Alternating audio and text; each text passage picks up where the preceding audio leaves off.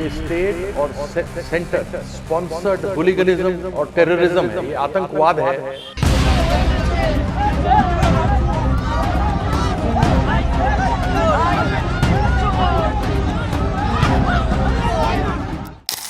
मैं कुछ दिनों से मीडिया में देख रहा हूँ कि बताया जा रहा है कि आम पब्लिक है जिन्होंने अभिषेक बनर्जी के ऊपर अटैक किया।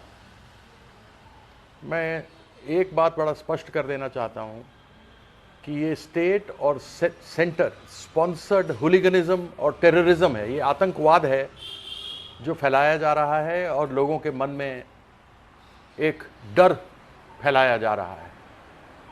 हम सभी जानते हैं कि जब कभी बीजेपी सरकार में आती है तो इससे क्रूर कोई नहीं, जहां सीबीआई, ईडी, इनकम टैक्स लगाते हैं, और जब ये हार जाते हैं तो इनसे बड़ा डरपोक कोई नहीं है, क्योंकि तब ये माफ़ी मांगने लगते हैं। इनका इतिहास ऐसा है। मैं आपके सामने कुछ तथ्य सामने करना चाहता हूं जो कि पूरे सोशल मीडिया पे और ख़ास करके हमारे तृणमूल कांग्रेस, ऑल इंडिया तृणमूल कांग्रेस के ट्विटर हैंडल पर आप इन सबों के फ़ोटो देखेंगे। यह सब कार्रवाई सुनियोजित ढंग से प्रायोजित था, इसकी तैयारी की गई थी, पुलिस को खबर की गई थी, स्थानीय लोगों को मालूम था कि अभिषेक बनर्जी वहां आने वाले हैं। यह बीजेपी के लोग जो वहां रहे थे उनको भी पता लगा, और हम आपको वो वीडियो में देखेंगे कि उस वीडियो में किस प्रकार से एक महिला नेत्री हैं बीजेपी की, वो अंडा लेकर सबके सामने खड़ी हैं, आपस में उनका बात चर्चा चल रही है, और उन्होंने सुनियोजित ढंग से ये किया। उसके अलावा वहाँ पे अनेकों बीजेपी के कार्यकर्ता थे जिनके चित्र मैं आपको दिखा रहा हूँ, जो वीडियो के माध्यम से हमने सोशल मीडिया पर डाला है। आपसे भी चाहूँगा कि आप लोग भी उसको देखें। यह विशेष रूप से अभिषेक बनर्जी के ऊपर किया गया। वह हमारे लीडर हैं तृणमूल के, लोकसभा के जनरल सेक्रेटरी हैं, ऑल इंडिया तृणमूल कांग्रेस के 3 बार के सांसद हैं, और उनको इसलिए टारगेट किया गया कि मुख्य को टारगेट करो जिससे और दूसरे लोग डरें। उसके बाद कल्याण बनर्जी पे क्या हुआ आपने देखा। कल भापी हलदार जो पहली बार सांसद बने हैं, उनका तो उनके ऊपर तो कोई आरोप नहीं था। उनके ऑफिस को तहस नहस भंगचूर कर दिया गया कल शाम को। वहां पर यह बीजेपी के गुंडे घूम रहे थे, और अभिषेक बनर्जी को जिन्होंने मारा, मैं आपको दिखाता हूं, यह है अभिजीत विश्वास। अभिजीत विश्वास यह बीजेपी के कार्यकर्ता हैं, उनके ऑफिस बियरर हैं। इनके वीडियो में है, उनमें से हमने ये शॉट्स निकाला है और आपको दिखा रहे हैं, जो उस समय जब अभिषेक बनर्जी पर यह घटना हुई तो यह व्यक्ति वहां पर उपस्थित थे।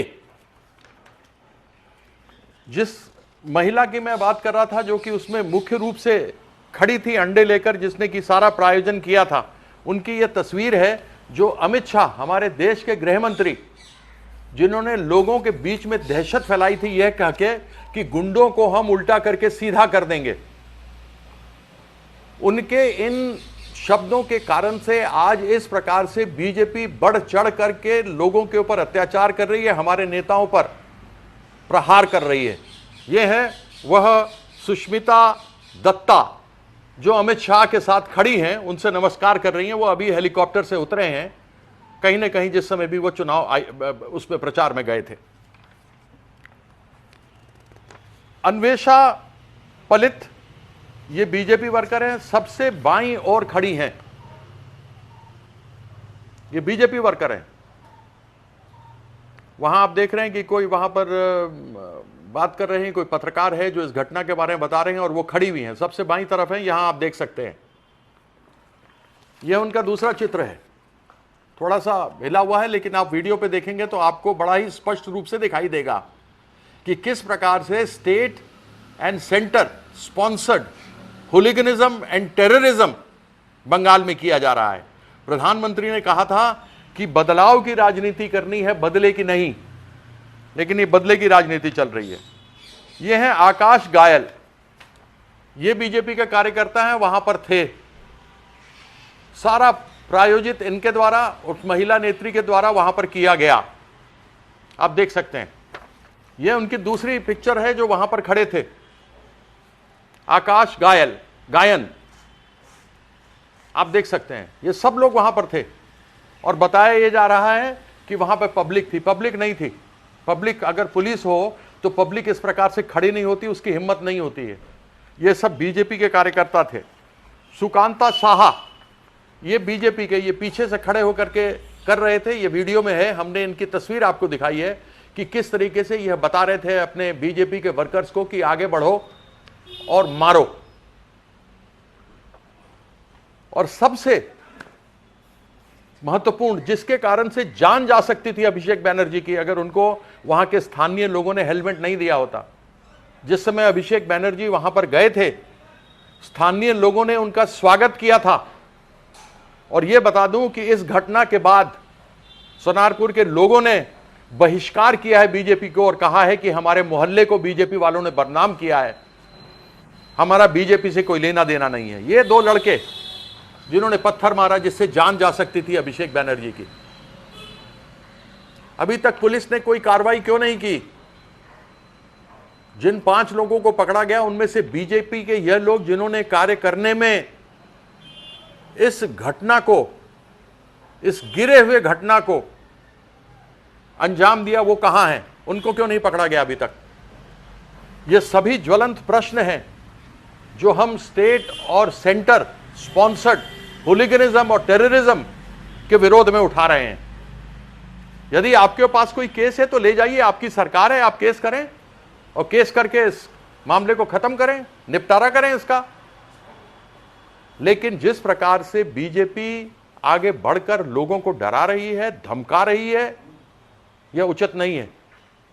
तृणमूल के कार्यकर्ता, तृणमूल के कर्मी आगे बढ़कर के इसका विरोध करते रहेंगे।